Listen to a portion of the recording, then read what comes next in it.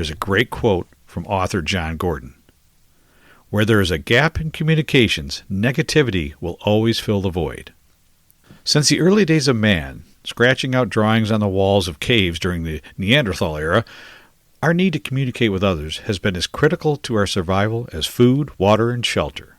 That crude drawing on a rock wall of a saber-toothed tiger near a clump of trees outside the cave was as much a lifesaver to other cavemen back then as a yellow and black electrical hazard sign near a 220 electrical panel, or a red danger sign near a cliff, or even a skull and crossbones icon on a bottle of chemicals in today's world. Effective and honest communication is not only the lifeblood to a well-run, successful business and less stressful work environment, but it also makes a massive difference in the quality of personal relationships, family life, and allows us to interact in this great big crazy world of ours. Oh yeah, it can also mean the difference between life and death. Just saying. Mind wrench whispers truth so clear. Tips that drive away the fear. Rick voice cuts through the noise. Welcome to the Mind Wrench Podcast with your host, Rick Sellover, where minor adjustments produce major improvements in mindset, personal growth, and success. This is the place to be every Monday, where we make small improvements and take positive actions in our business and personal lives that will make a major impact in our success, next level growth, and quality of life. Hey, what's up, everybody? Welcome to the Mind Wrench Podcast. I'm your host, Rick Sellover. Thanks so much for stopping in. If you're a returning listener and haven't done so already, please take a minute and click the follow or subscribe button, and then rate and review the show. When you rate and review the show, the algorithms for Apple, Spotify, Google Podcasts, iHeartRadio, Amazon Music, and all the other platforms will see that it's valuable and show it to more people that have never seen it before. And hopefully it can help them too. I would really appreciate your help sharing this word with your friends and family as well. And if you're a brand new listener, welcome. I hope you find something of value here that helps you in your personal or professional life as well. Please make sure to click the subscribe or follow button so you never miss another episode. If you've been listening to the show for a while, or been on the receiving end of my daily Quote of the Day emails, or maybe just catch my posts on Facebook or LinkedIn, you know I'm all about the quotes, right? If you'd like to start receiving my Quote of the Day emails, there's a link in the show notes to sign up. It's free and you can unsubscribe at any time. I want to talk to you this week about a problem we need to address, not only in our industry and our business, but in our everyday lives as well. A problem that has costs. Costs we don't always see. Cost to our business, cost to our success, cost to our relationships, cost to our happiness and emotional well-being. The great news is these are costs that can be eliminated or drastically reduced by something as simple as really understanding and utilizing the power of communication. But first, I want to illustrate what I'm talking about with a few common scenarios. A shop owner sitting at his desk, working on his computer with his door open. A tech walks into his office and says, "Hey boss, got a minute?" And without even hearing what the tech wanted, the owner quickly replies, "Is Mrs. Smith's Lexus ready to go to paint yet? I need Jimmy to get that car painted ASAP. It's scheduled to go at 2 p.m. today. Is it in paint yet?" The tech stammers, "No, I'm still working on it," but the owner cuts him off short. "Look, I don't have time for your bullshit this morning. I don't want to see you again until that Lexus is in the paint department. Got it?" The tech walks away, shaking his head, wondering what the hell he did wrong, or what he said that lit that boss's fuse like that. I'm sure none of you guys ever had this happen, right? You're driving somewhere with your better half, and she starts talking to you about something important to her that she's looking for your input on. And about 30 seconds into her talking, she notices you flipping through a couple radio stations and asks, "Are you even listening to me?" And you reply with a, yeah. And she says, "Okay, what was I talking about then?" And you reply with something lame and totally unrelated. You're now officially busted, which then turns into an ugly argument. The rest of the day, your better half gives you the cold shoulder and the silent treatment and tops it off with the old, "I'm tired and going to bed early. Why don't you just sleep on the couch tonight?" And as you try to settle into the couch to sleep, you just can't help stop wondering, what the hell did I say that got her so mad? I didn't do anything. Your shop gets a nice little front-end hit on a late model Ford Fusion, and your estimator writes the initial estimate but must wait for the adjuster due to you guys not being on the DRP program, but assures the customer it should normally take less than 10 days for a job this size, and a customer leaves their car there, planning on getting it back in 10 days. Well, on day number 8, customer calls the shop, gets a CSR this time, who lets them know the adjuster was just out yesterday, and they should be able to order the parts and start repairing their Fusion tomorrow. That would be day number 9. Customer, just a little annoyed at this point, says, "How much longer before I get it back?" And the CSR replies, "Well, if we get all the parts without any back orders, it should take a couple days for the body shop, a couple days for paint department and reassembly and detail. Oh, you're probably looking at least another week minimum." Needless to say, customer was not happy. But the good news was they were able to pick up their car on the last day of that following week, on Friday. The last car to get delivered that day, 5:30 p.m. Now, although your shop did a great job on the repair, and the paint job was mint, the customer left a scathing review on Google and Yelp, and noted on their CSR card sent out by your shop after the repair that they would never be back and would not recommend anyone to your shop. Quite simply, all these scenarios had one major thing in common: poor communication, or a lack of communication. And it wasn't just one-sided on any of these examples either. There's a great quote from author John Gordon: "Where there is a gap in communications, negativity will always fill the void." Since the early days of man, scratching out drawings on the walls of caves during the Neanderthal era, our need to communicate with others has been as critical to our survival as food, water, and shelter.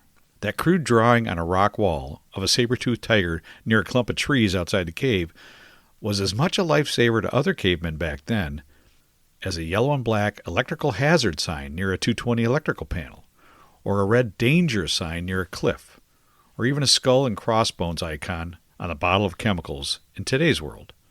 Effective and honest communication is not only the lifeblood to a well-run, successful business and less stressful work environment, but it also makes a massive difference in the quality of personal relationships, family life, and allows us to interact in this great big crazy world of ours. Oh yeah, it can also mean the difference between life and death. Just saying. If you're running a collision shop, whether second generation, third generation, or original owner, grinding every day, putting out fires, chasing KPIs, working in rather than on the business, and wondering why progress still feels slower than it should, let's take a little pause right here. As a longtime industry supplier, performance coach, and host of this podcast, I've worked inside this industry for over 4 decades, and I've learned a few things the hard way. Tools and tactics absolutely matter, but mindset drives everything. How you think shapes how you lead, how you hire, how you grow, and how you show up when things get messy. That's where one-on-one coaching makes the difference. You get focused conversations, real accountability, and guidance tailored to you and your shop, not generic cookie-cutter advice. The collision repair business has changed dramatically in the last few years. The technology, the tools, the equipment needed to repair today's new vehicles. Customer expectations have varied by generation. OEM certifications and repair procedures, ADAS calibrations, electric vehicles, and the ever-growing national technician shortage. It's a lot, isn't it? It can be absolutely overwhelming and very challenging on where to focus first, right? If only I had someone who could help me find clarity in all the chaos. If only there was someone that could help guide me through the changes I need to make so I could create a successful business and increase my net revenue. If only I had a coach that could help me without getting in my way or trying to run my business for me or costing me a fortune. This is where I can help. The goal is simple: help you make consistent improvements, build sustainable culture, gain better profitability, and shave years off the learning curve. If you're open to adjusting how you think and how you lead, book a free 15-minute discovery call with me right now. No sales pitch, no blue sky promises, just an honest conversation to see if it's a fit. You have absolutely nothing to lose, but everything to gain. Secure a spot now. So our main problem is, as business owners, we don't effectively communicate with those that we employ, those that are critical parts of our business, our families, or our customers. As a human race, we fail miserably in full, honest, timely communication with almost everybody in our lives. But I don't believe it's because we don't want to, although in some cases it probably is, but rather we just don't really know how to. When we were young, Our first learnings of communication came from our parents. Some of it was verbal, some nonverbal, and what we learned really depended on the ability of our parents to effectively communicate to us. Some were good at it, many were not, and most of their skills or lack of was based on how their parents were with them. For those that would be considered boomers or early Gen Xers, as we worked our way through school, written communications were very good from school administrators, teachers, in our classroom settings, but it was basically a single channel of learning and a single form of communications. Textbooks, blackboards, projector slides, exams, study guides, and tests were all forms of written communications, which made it simple to produce, distribute, and scale from an educator standpoint. Having consistency in what was taught was easy. But as we now know, not everybody learns the same way. Some of us do just fine with written versions of everything, but others can only learn through auditory or nonverbal methods. Well, thank God for the introduction of the industrial arts programs in public schools back in the 60s and 70s. So when I was in middle school and high school, that's where they had the auto shop, the wood shop, metal and welding shop classes, just to name a few. And if it weren't for those opportunities, we wouldn't have half the talented tradespeople working today, fixing our vehicles, building our homes and businesses, erecting skyscrapers, or dozens of other essential trades. Those that struggled learning in school through traditional methods may have had bad scores on tests and exams, but they excelled and showed their brilliance in the trades classes, watching the instructors as they worked with their hands, and learned quickly through the nonverbal methods of communication in education. Eventually, as time went on and Gen Y and Gen Z students went through school systems, more variety in learning methods through auditory testing, hands-on examinations, identifying communication and learning strengths by each individual student has led to better, more efficient educational experiences. But the one thing I feel our education system still fails to do that could benefit so many young kids, while they have their little minds captive for 6 or 7 hours a day, 5 days a week, is to properly teach them about communication, the different forms, styles, and reasoning behind using all the different ways to communicate with others around them. How a look, an eyebrow raise, can say more than a full sentence, or how sometimes saying nothing can say everything. That even though we see magicians, gypsies, psychics seem to do it, nobody can actually read your mind or know exactly what you're thinking without you verbalizing it. So unless you effectively communicate what exactly is on your mind, how you feel about something, or what you're expecting from others you're dealing with, nobody, and I mean nobody, will be able to figure it out for you. Most people aren't taught what happens when they don't communicate effectively, the costs, the pains, the confusion that are the direct results of poor communication. There's basically 3 forms of communications, and although we use all 3 on a daily basis, I think it's helpful to know exactly what those are and how to use each form effectively. So the 3 main forms of communication is verbal, nonverbal, and visual. Verbal would be like spoken words, voicemails, what you hear on a podcast, radio, video. It's all things taken in through the ears. Visual is written. It's what you see in books, instructions, production boards, signage, different colors and shapes on signs. These are all things taken in through the eyes. And then there's nonverbal. That's body language. It's movement, physical barriers, touch. Nonverbal communication is used with body movements or gestures, facial expressions, tone of voice, eye contact, posture, and it's all things that are taken in physically through the hands or the body. Coincidentally, people learn in the same fashions, through seeing, through hearing, and through doing. Along with the different forms of communication, there's also 3 categories of whom communications are directed to, or as I'll call them, intended receivers.